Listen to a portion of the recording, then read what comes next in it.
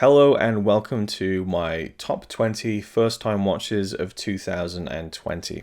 In this video I'm going to be talking about the 20 best films I saw for the first time in 2020 last year that weren't 2020 releases. So I tend to do this pretty much every year, and sometimes I'll do like a top 50 or a top 30. It depends on kind of like how many I saw that were really notable enough to talk about. So I basically just kind of wrote up a list. Well, not wrote up, I added a list to Letterboxd and kind of figured it all out. So I have like a load of movies here on my Letterboxd account. It was only 52 films I saw altogether. So there's varying kind of genres and kind of types of films that I watched for the first time last year. And I'll just rattle off some that maybe are honorable mentions before we get to the top 20. I mean, there's some that I enjoyed but just aren't really worth talking about all that much, or weren't enough to kind of get into the top 20. So there's stuff like Summer Rental with John Candy, which I think was directed by Carl Reiner, and it's not a good film, but like John Candy kind of is in it, and that kind of makes it fun and enjoyable. Didn't quite make the final list. Bad Boys, I enjoyed that. I'd never seen that before. It was a fun film. Eureka was a really interesting one that kind of didn't completely work for me, but I really enjoyed. Some cool thrillers that I liked, like A Simple Favor, Single White Female, Red Eye. Downsizing was really interesting. A powerful ending, but ultimately a very weird film overall. Blood Simple, Punch Drunk Love, Lilo and Stitch I really liked. Soul Power was a really good time. Good Time was a really good time.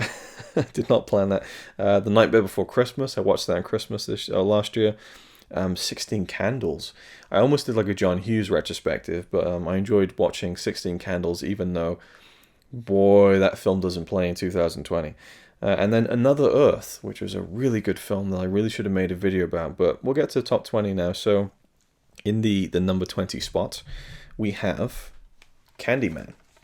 And these aren't all on Blu-ray, but some of them were on streaming and other ways of watching films. But yeah, Candyman, I really, really liked this. And I think I did a full video on this, so there's probably a few of them I have done videos on.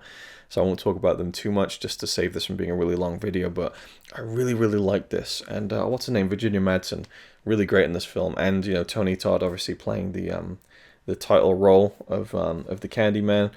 Yeah, it just had like a much different vibe than I was expecting. And I was very scared by the idea of this film when I was a kid. I never saw it, but there was just the trailers for it in the Cinema Club VHS releases in the UK. It was like the kind of, I don't know, there's something of the music, it's just haunting. I'll talk about that in the video, so you can go check that out if you haven't seen it before. Number 19 is Una. I'm pretty sure that's how you pronounce it. Una? Not Una. Una, which stars Rooney Mara and Ben Mendelsohn. This is a really, really impactful film about this woman who goes to confront the man who slept with her when she was underage. Kind of ruined her life, and as an adult, she tracks him down and confronts him. And once you get into the main bulk of the film, where she's like confronting him where he works in this big warehouse, it begins to feel like what it is, which is based on a play.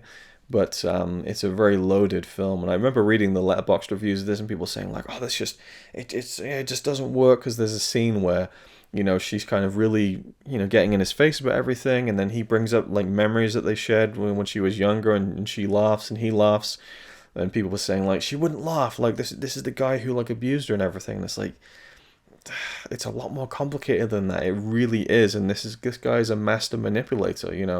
I thought Ben Mendelsohn was great. Rooney Mara, who I've always loved, is really good in the film. Interesting to see her do a British accent. She mostly pulled it off. And even the actress who played the teenage version, when you see those scenes, was really great.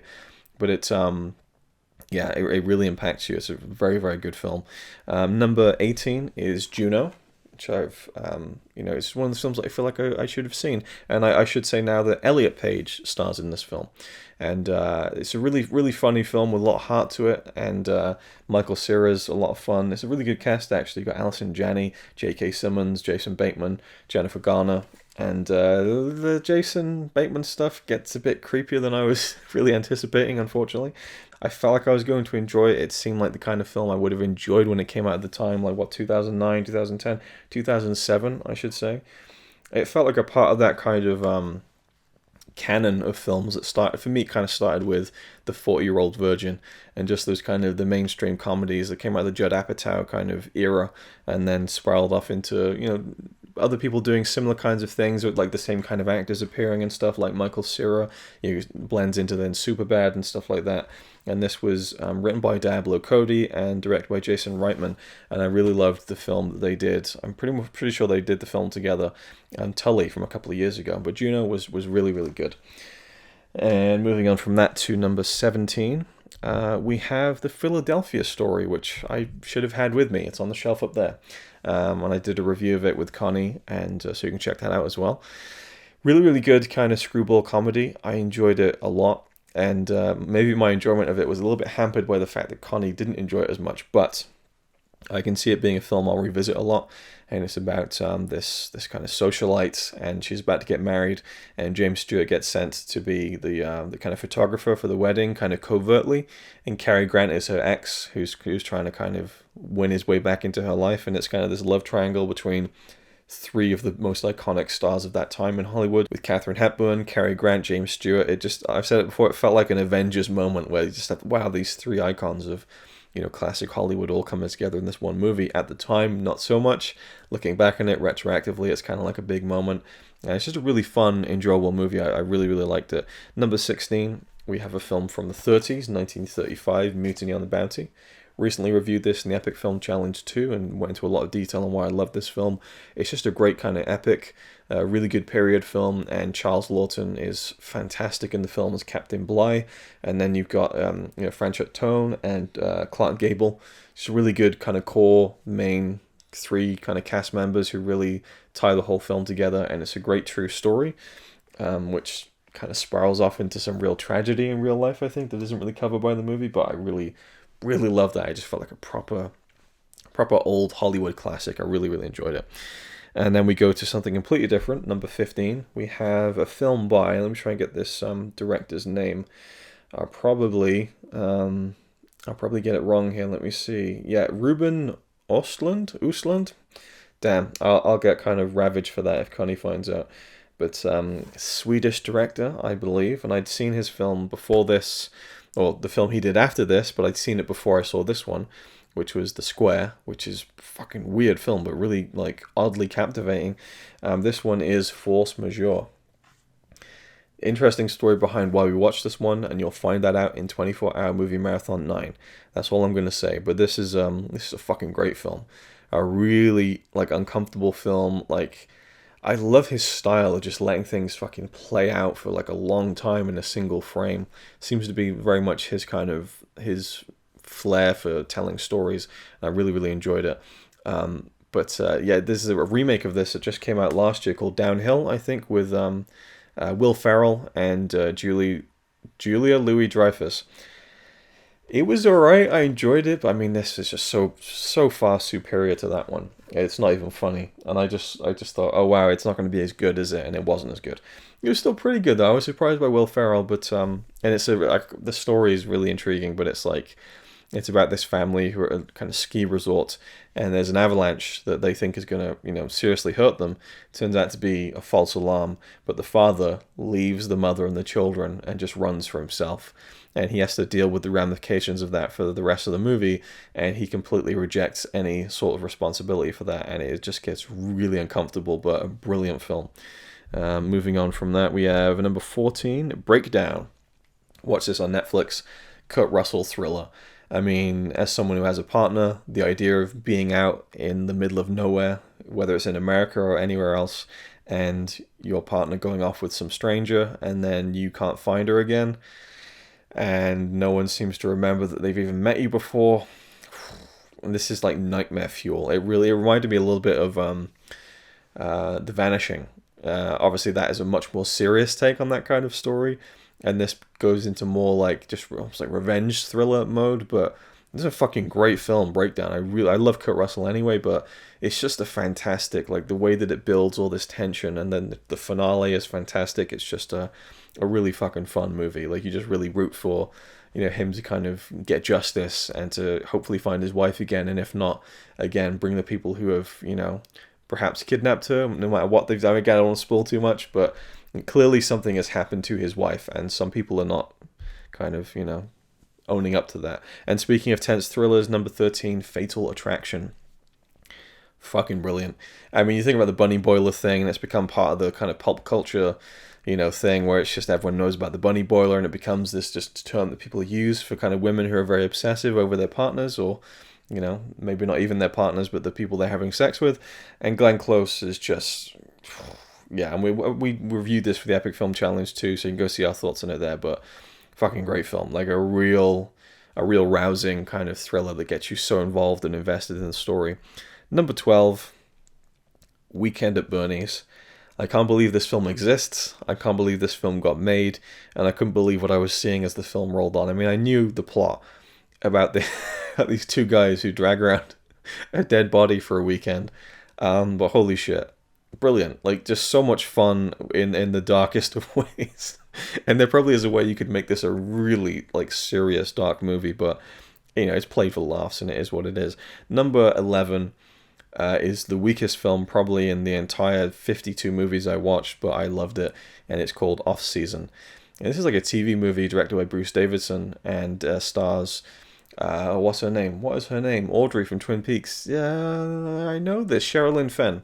And she's this woman whose nephew, played by Rory Culkin, his parents have died, and so she's now taking care of him, and they live in this hotel in Florida.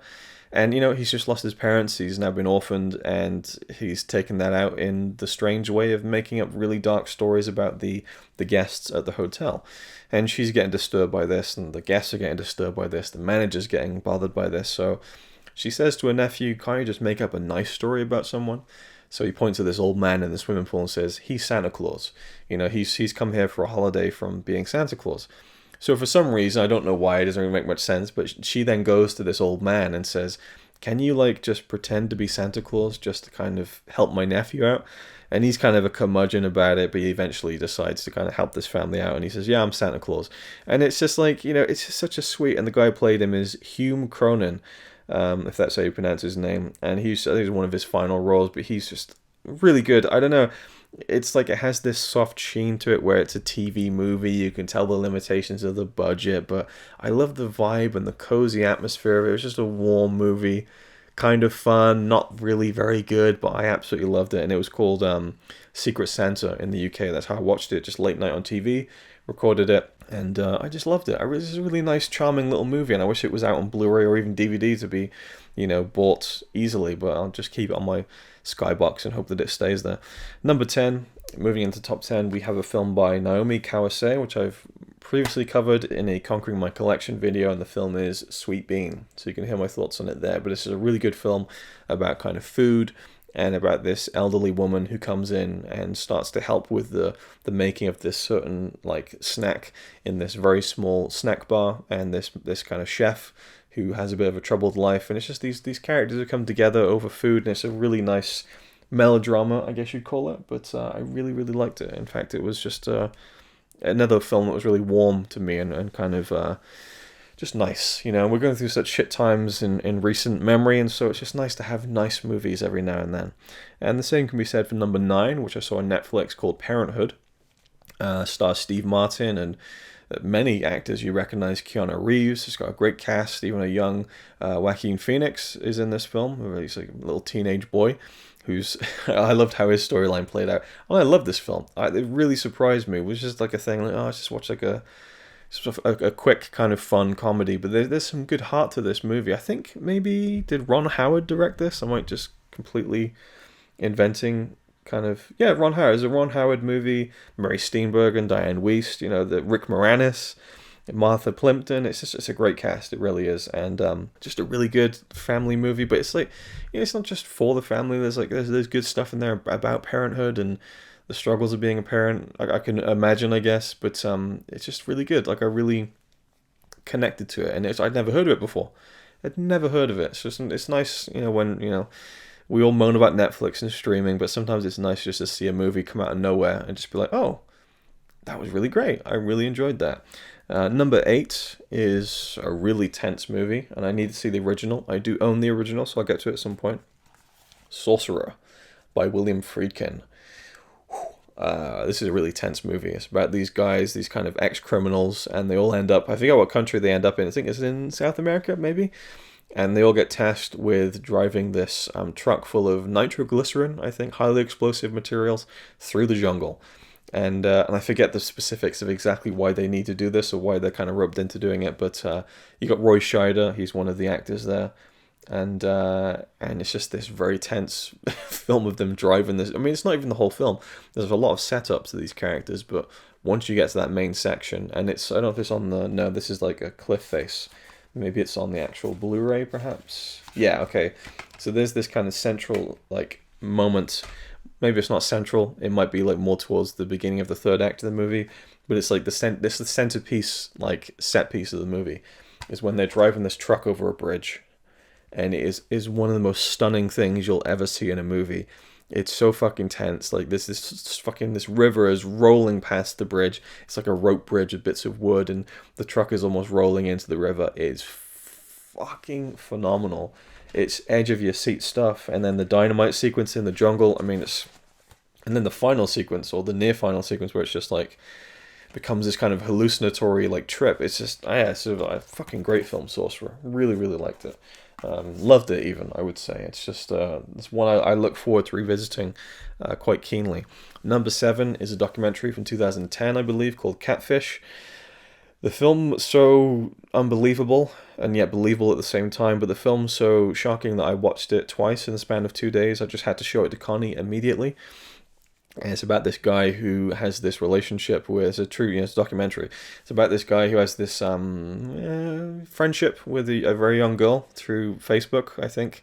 And she really likes his photography and does paintings of his photography and paintings of him. And then he starts speaking to the family and the mother and then the older sister. And he has a kind of online romance with this older sister. And then he decides to go meet the family, meet this young girl who he's really fond of and everything, and she's a great artist, and he's really kind of enamored with the older sister, who's a singer and an artist as well, and he wants to go and meet her, and he's kind of sweet on her and everything, and it's just like, let's go do this. So they go, and then they take the camera crew, and they find stuff. And it's not what they expect. And this is where the whole catfish thing comes from. It's one of those things where the film feels like it's been written and staged because it's so shocking, and you have these like rolling moments of, oh my god. And then, oh, what? And it just, you get so shocked. And the way that it spawned the term catfishing, and now it's like a TV series, you think like it's kind of smartly put together.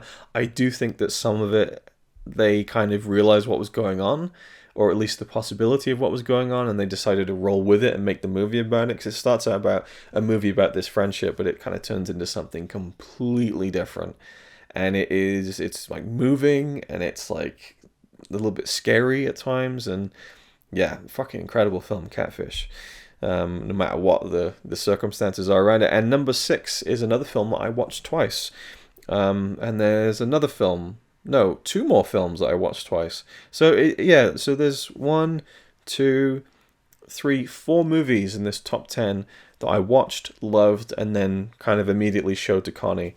And I'll even throw in Portrait of a Lady on Fire, because obviously that's a 2020 release, but that's a film I watched and then watched it again with Connie. So if I see a film that I really love, I will kind of see if she likes it too, and also see if it holds up for me. So number 6 is Juliet Naked, film from a couple of years ago. Ethan Hawke, Rose Byrne, and Chris O'Dowd. And the story is about this guy who is obsessed, Chris O'Dowd, he's obsessed with this American singer. What's his name now? Tyler something? Let's see if Letterboxd can pull me off the hook here. Tucker Crowe. Okay, so Ethan Hawke plays Tucker Crowe, this mysterious musician who disappeared in the 90s, and Chris O'Dowd is a super fan of him and gets in on the forums and everything and loves his album Juliet. And then Rose Byrne is the girlfriend of Chris O'Dowd, and she's living a fairly mundane life in a seaside town in England, and her boyfriend is maybe not the ideal partner for her and everything. And this demo disc comes in called Juliet Naked. And she starts listening to it, and you know, he gets really like, I can't believe you listened to this without me. He listens to it and he thinks it's a masterpiece, and she's like, well, it's just the demos, like it's not that good. And he's so offended by this, and then she types out a review on the forum that it was shit. And he's like so offended by this, and then she gets an email from the real Tucker Crow saying, I agree with you, it wasn't all that good. Then she begins this like pen pal friendship with Tucker Crow, her boyfriend's idol, who has been missing for 20 years. And it just spirals out of control from there. And it's such a great story. It's really, it just keeps you going from scene to scene of where is this going to go next. And I really loved it. It's like great performances. Rose Byrne's English accent is very forced but competently done. You can just really tell when she's trying to like maybe put too much emphasis on certain words. Ethan Hawke is as great as ever. Chris O'Dad's really funny. He's a very, very dickish character. It's a lot of fun, and I watched it again with Connie, and she actually said that she'd wished that I'd watched it with her for the first time, so she really enjoyed this one. Number 5 is another one I watched in my 24-hour movie marathon of last year, 24-hour movie marathon 9, and it is The Fisher King with Robin Williams and Jeff Bridges, so you'll hear a lot more about this in that in Marathon 9. Terry Gilliam movie.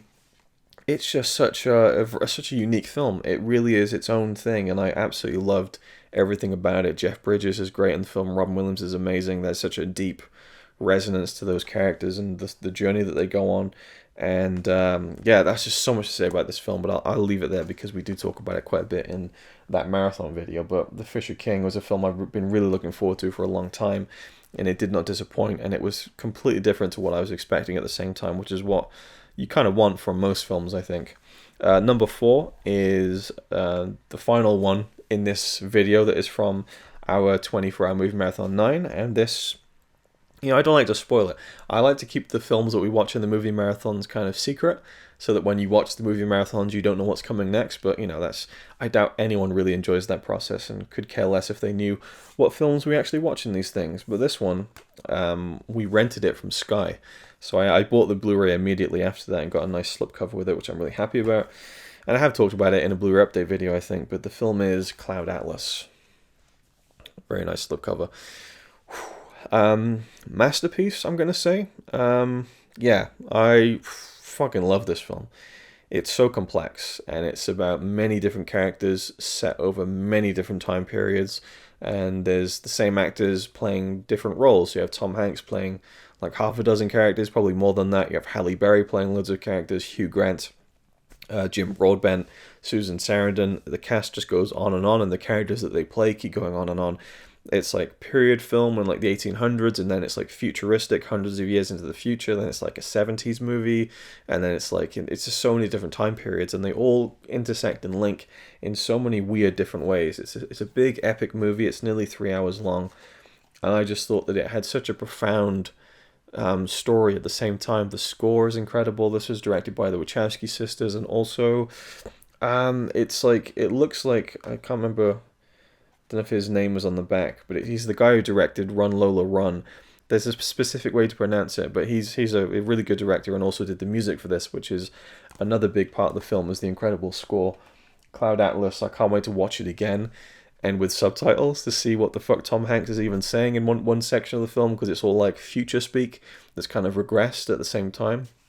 I really enjoyed not understanding everything and piecing it together through character actions and expressions, but Connie hated not knowing what the fuck they were saying, so I'm really keen to revisit that one, but it just is stuck in my head for like about a month. It really stays with you, and there's just such a powerful message to it. And yeah, I mean, what the line towards the end that's really great is when this character is kind of putting down another character. It's like, you're just a drop in the ocean. And he says, well, what is the ocean but a multitude of drops, you know? There's some really profound stuff going on in that film, and it's just, yeah, really fucking great. Number 3 is another film I watched twice, and it was on Netflix. And it was one of those things where on my Netflix, Connie's turned it off on her profile, but on my profile, when you hover over a movie, it plays a scene from the film. And this was one that I just kept stopping on. Usually I just keep skipping, but it was this scene I was just like, I'm really intrigued by that scene. I want to know more. So I just decided to watch it one night, and I thought the film was great, and I showed it again to Connie. Don't think she enjoyed it as much as me, but the film is Edge of 17, starring Haley Steinfeld, I think is how you pronounce her name. and Woody Harrelson. It's a really good cast. I don't know. There's just it's not like a. That's the thing. Like, is it a better film than Cloud Atlas? Hell no. Is it a better film than The Fisher King? Fuck no. Is it like a a more tense experience than Sorcerer? Not a chance. Is it as delicately performed and expressed as Sweet Bean? Not at all. Is it as uniquely presented as Force Majeure? Definitely not. Does it have the classic epic feel of Mutiny on the Bounty? No, you get the drift of what I'm saying. But I just personally enjoyed it. There's so much enjoyment. I kind of love high school teen movies for some reason. And it's and that sounds bad when you say it as a 32-year-old man, but it's more the I don't know. I just love that period of my life, I guess, and I feel like I didn't enjoy it enough, and I didn't embrace it enough. And there's that kind of that lost element of my life that I feel I can live vicariously through teen movies where people have a lot of friends and do cool things. Although in this case, it's what she does in the film is certainly not what I would want to do or aspire to do. But it's just a really like a blunt movie. The way that this character expresses herself is really, very straightforward and unfiltered. And I love how that plays off of Woody Harrelson's character as one of her teachers, who is similarly unfiltered. And so the kind of barbs that they trade back and forth is fantastic. But it was just, I really loved the film. I really, I don't know, I connected with it quite a bit. And I'm almost looking forward to watching it for a third time. So not many films do that for me. And Edge of 17 was a big surprise. So I just... really gravitated toward this one, and was one of the more memorable film watching experiences of 2020. Number 2 is a film that one of my best friends sent me. It's a film he grew up with and really wanted me to see. And it's a film that I've been intrigued by for many years, and it is Hard Boiled, a John Woo movie starring Chow Yun-fat and Tony Leung. I never know how to fucking say that name. And what a pairing, Chow Yun-fat and Tony. Like, they just... so much charisma just fucking radiating off the screen in this movie, and it is one of the absolute best action films ever made. Even if I haven't seen half of them, how can you top most of what Hard Boiled does? There's just shootout after shootout. It's the Jackie Chan movies, what shootout movie, like it's like Jackie Chan with guns, basically. There's just absolute carnage and mayhem, and you got two really charismatic lead characters, you got good villains, and just absolute wild abandon. Like the opening sequence in the tea house, fucking incredible. The last hour of the movie, unbelievable. Just this big hospital shootout for like the like the last hour of the film. I remember like hearing that there's a big hospital shootout finale, and about an hour into the movie of a 2-hour film, it's like they're in the hospital. I'm like, is my version of the film like not long enough or something, or it's too long? I thought maybe there's like a trailer at the end or something, because there's no way the shootout's going to be an hour in length, but it fucking is. It just keeps going and going, and holy fuck, I love the film so much. It's just so enjoyable, and it's just, again, just absolute fucking carnage and mayhem. Reminds me of Jackie Chan, but with two guns in each hand. It's just fucking incredible. It's funny too. It's really fun. But it also has these slight moments of kind of reverence for what's going on at the same time, and especially with the Tony Leung character. Leung.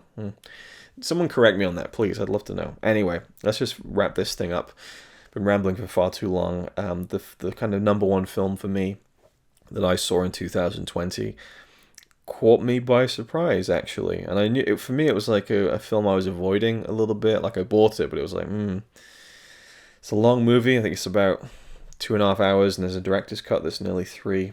Well, actually, it's not. It's only 2 hours and 20 minutes. But I had heard what the film was like, and it was like, all right, I want to challenge myself with this. It wasn't a film I was sitting down excited to watch. It was a film I was like, all right, let's challenge myself with this. But I did watch it with Connie, so there was an extra added pressure that it was going to work for her or not, but also whether it was going to work for me.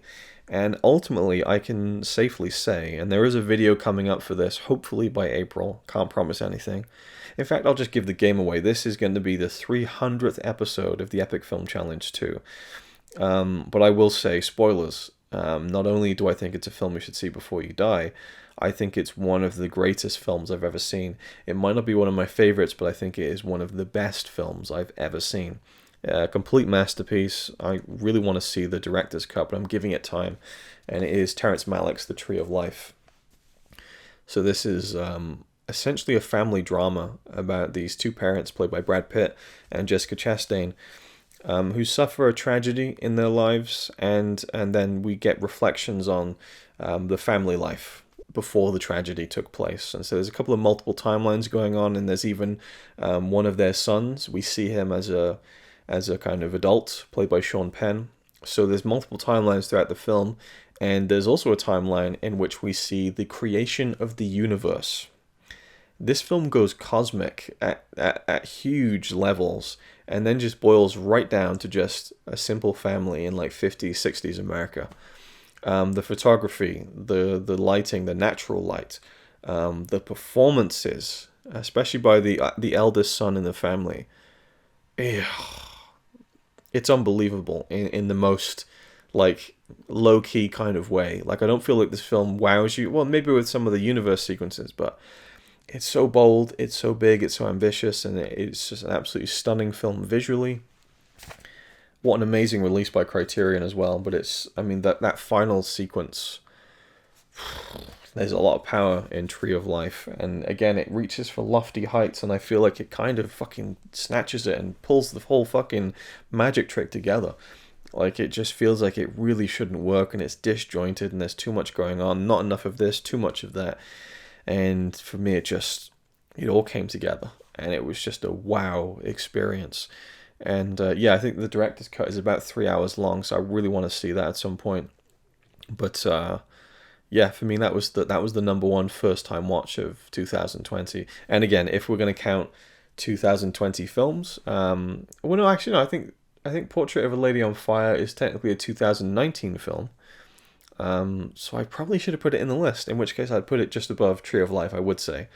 But though I think like Tree of Life and Portrait of a Lady on Fire are two of the best films I've ever seen, actually. But yeah, and yeah, I don't know. I mean, you know, I love that film. I've talked about it before, and probably my top films of 2019 list. But yeah, so that is it. That is my top 20 first time watches for 2020.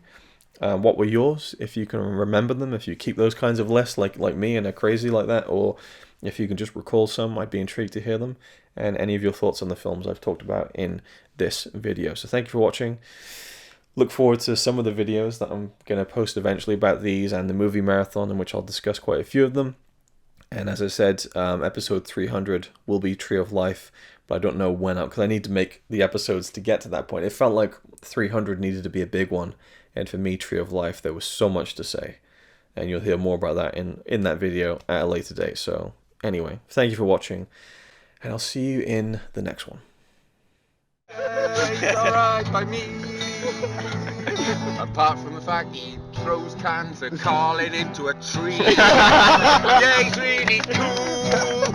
Yeah, he's really cool. But he's not quite as cool as you.